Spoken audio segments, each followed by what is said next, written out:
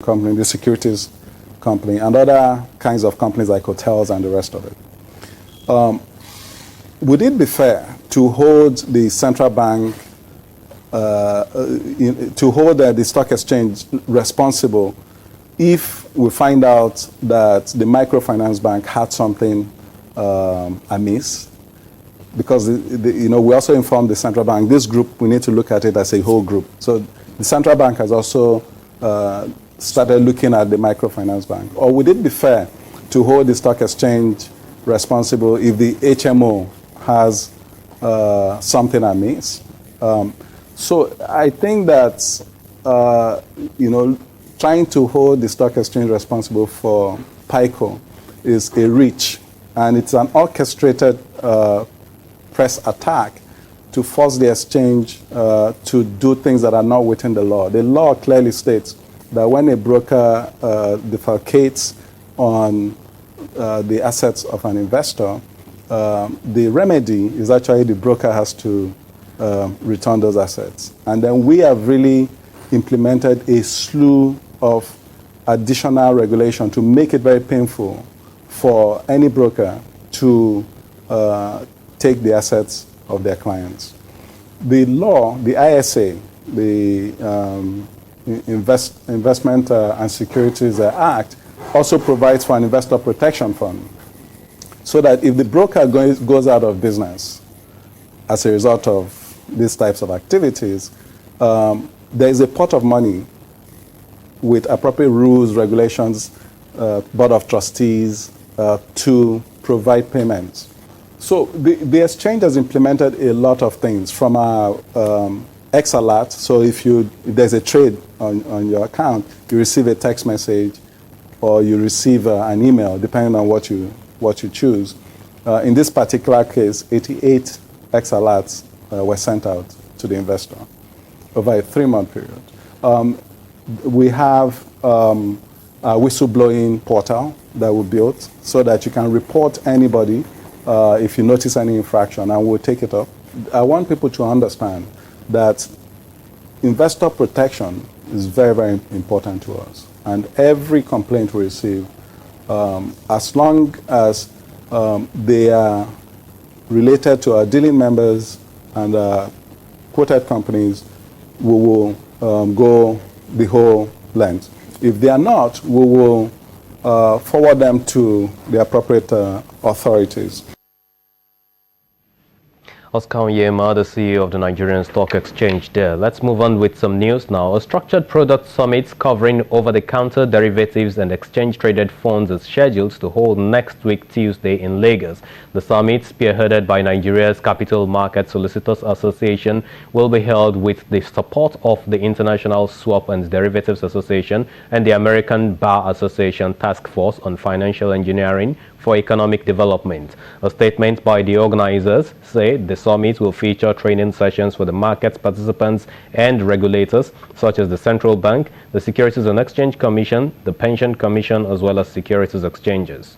The initiative aims to deepen local knowledge, expertise, and understanding of derivative instruments, promote stronger regulatory framework, and prepare the domestic markets for growth of more sophisticated products with solutions in risk management. And United Capital this week posted an impressive earning for the year ended December 2016. Gross earnings of the financial services firm appreciated 46.27% to 9 billion naira against the 6.15 billion naira posted in the corresponding year, with profits before tax up 95.08% to 6.36 billion naira. Profit after tax surged 133.56%, exceeding the 2.5 billion naira realized in 2015 to 6 billion naira in the year under watch. The issuing company also proposed the dividend of 50 kobo to its investors. And on the program, shortly, we will be joined by an analyst who will tell us the reasons why we saw that surge in the performance of that company. But we'll move on to the stock market report review right now. The equities market had a bearish start to the week and ended weak. The all-share index posted back-to-back losses, shedding 0.69% week-on-week to 25,164.91, while market capitalization slipped to 8.70 trillion naira. A total of 1.07 billion shares were traded for a value of 8.6 billion naira in 14,486 deals. Let's now go to the FMDQ market, where we see performance. Sentiment in the Nigerian bonds market improved this week as weaker appetite for equities swallows attractive yield environment continues to drive demand for fixed income instruments. And with the numbers you have on the screen there, those are the securities that attracted investors and transactions yesterday on the OTC.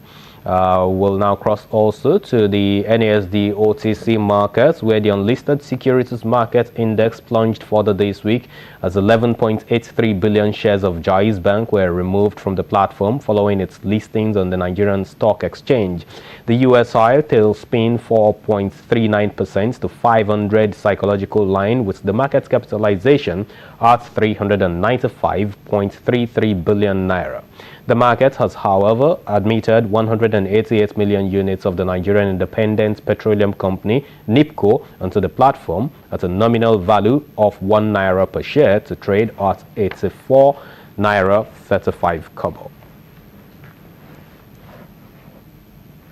And earlier we gave updates on the only 2016 earnings released this week into the Nigerian stock market, and that's the returns from United Capital. But the market has had less than expected earnings so far, as companies now begin the issuance of guidelines to their results. The acting managing director of AfriInvest Securities, Ayodeji Ebo, joins us now to give us insight into United Capital's earnings and the delay in earnings release by some other companies. Thank you very, very much for coming on board, Ayodeji. Well, basically, we know that United Capital was about the only company that that released its earnings this week, and it came in with an impressive figure. In one sentence, can you describe to us why we saw that drive? Yeah, very impressive, and can partly be traceable to the divestment of the United Metropolitan Life Insurance in May, where they were able to rake in about 1.5 billion naira. Okay, now I understand. We have to go on a quick break, and by the time we're back, we will of course continue with this in discussion. Of course, there's much more on the to discuss on capital market this evening, but we'll take a moment and return shortly.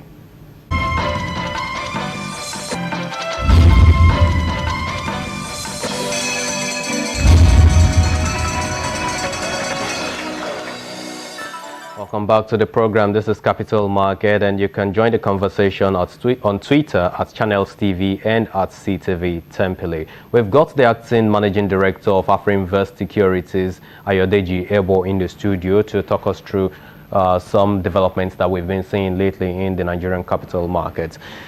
Before we went on break, we were talking about United Capital and the key drivers for its earnings. Talk to us about that. Yes, like I mentioned earlier, UBA, United Capital, we used to be UBA Capital, divested its insurance subsidiary as United Metropolitan Life Insurance in May, and was able to garner about 1.5 billion from that transaction. Right. But in addition to that, when you do a further breakdown, you discover that the investment income was also up, was able to